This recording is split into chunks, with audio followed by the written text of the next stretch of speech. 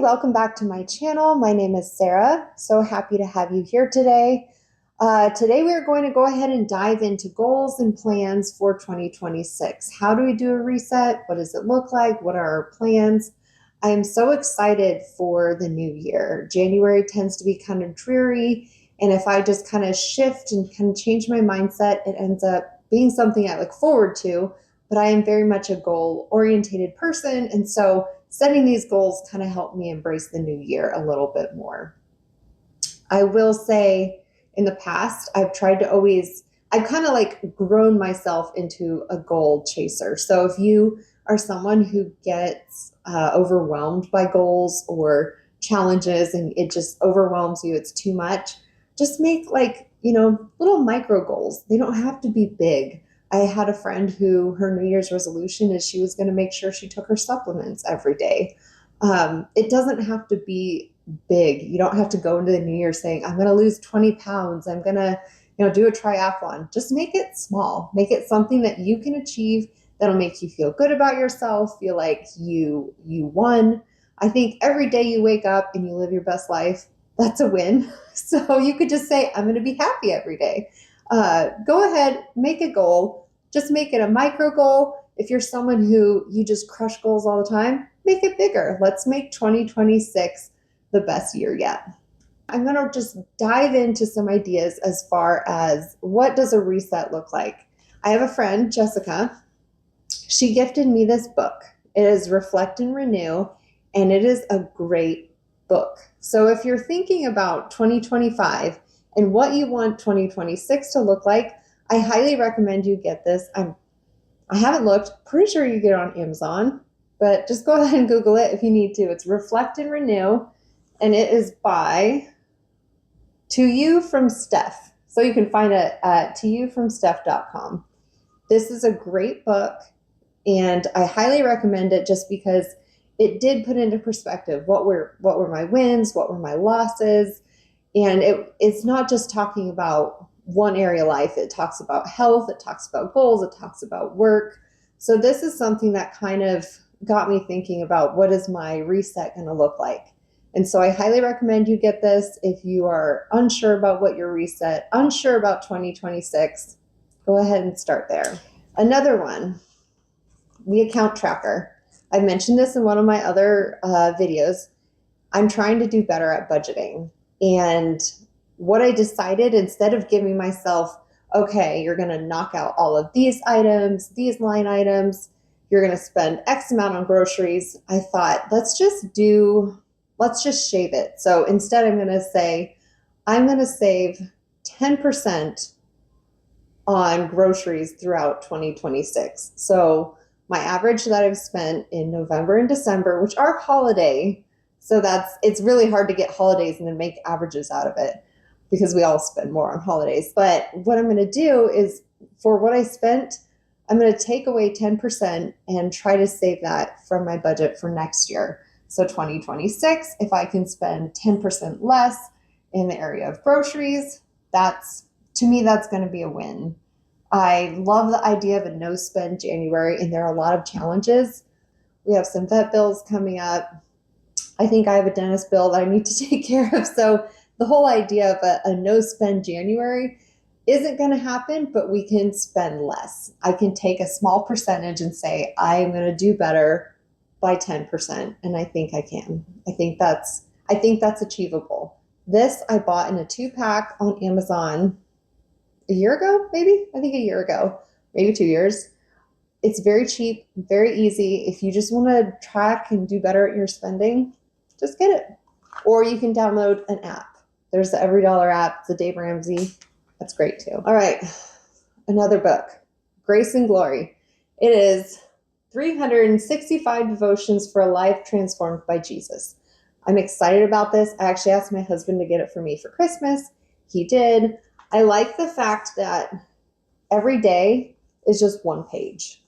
It breaks it down. There's a prayer, there's a verse, there's a devotional. I can take this with me when I travel, when we go to the lake house. No matter what we're doing, I can take this with me. It's very light. It's easy. It's not a big time commitment as far as reading goes.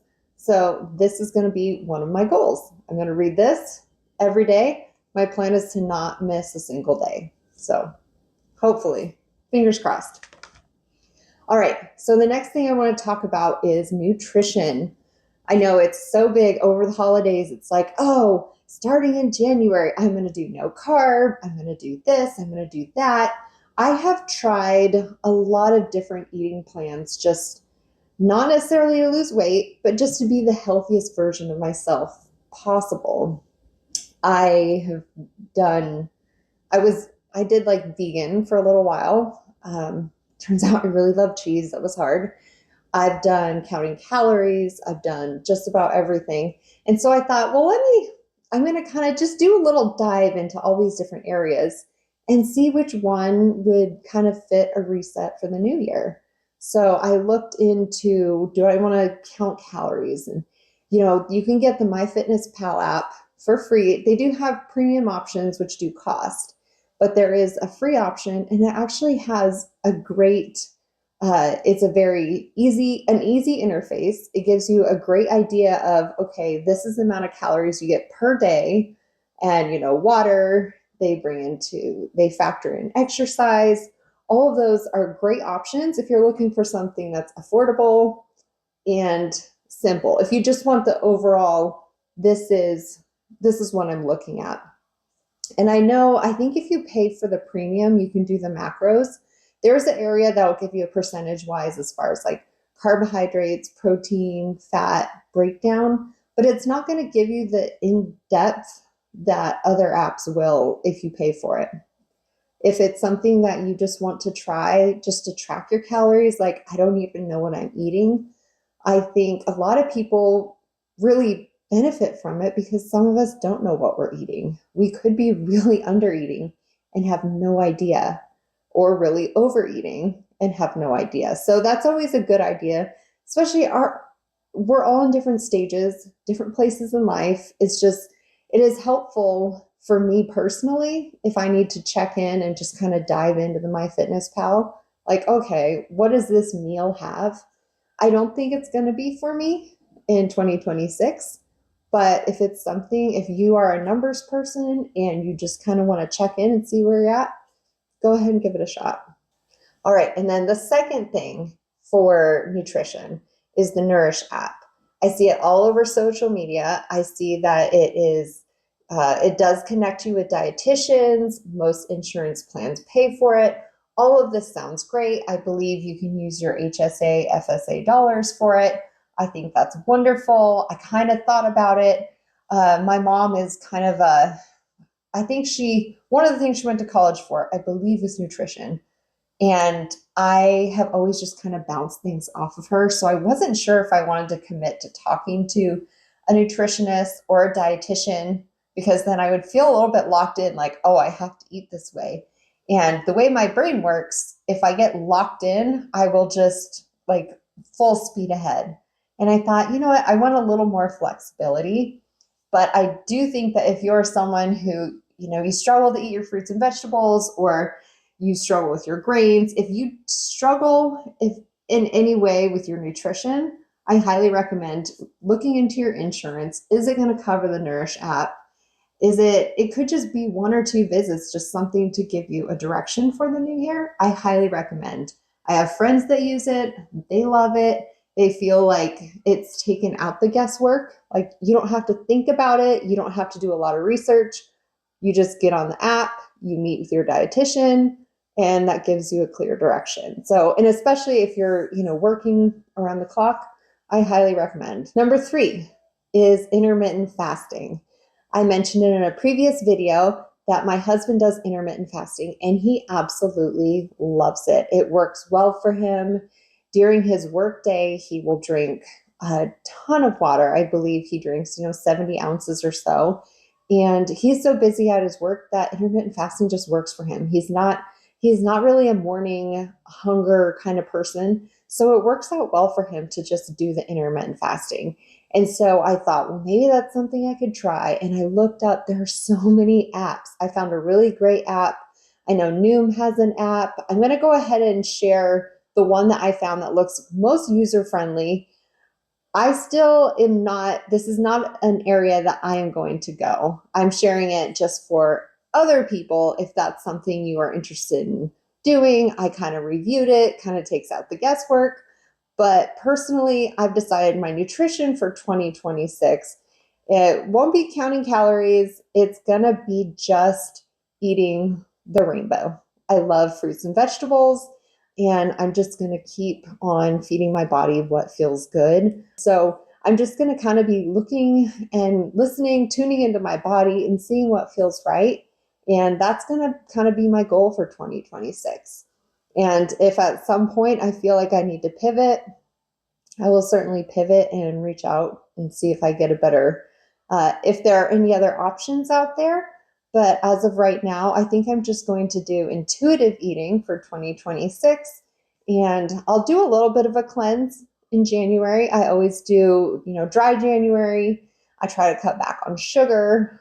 I don't completely cut out sugar, even though I should, but I don't. I just cut back on sugar. And I'm just going to try to be more mindful about what I'm eating, making sure I'm having whole grains, make sure I'm having all the colors, salads. I love salads, all the vegetables, and adding more fruit. Fruit is the one thing that I don't really enjoy eating. So, trying to get myself to eat a little bit more fruit here and there is probably a good option. It might cut out my sugar craving, or at least reduce my sugar craving a little bit. So hopefully that's something that I can pick up for 2026. All right, fitness.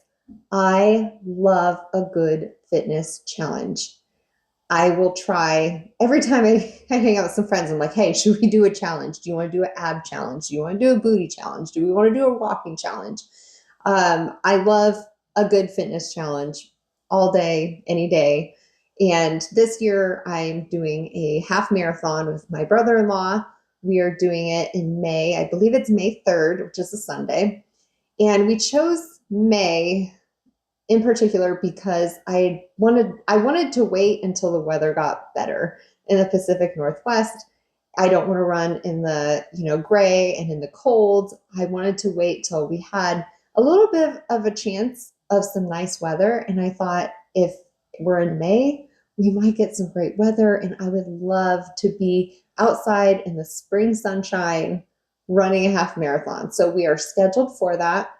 Training wise, there are a lot of apps you could do. I am kind of writing out my own training schedule.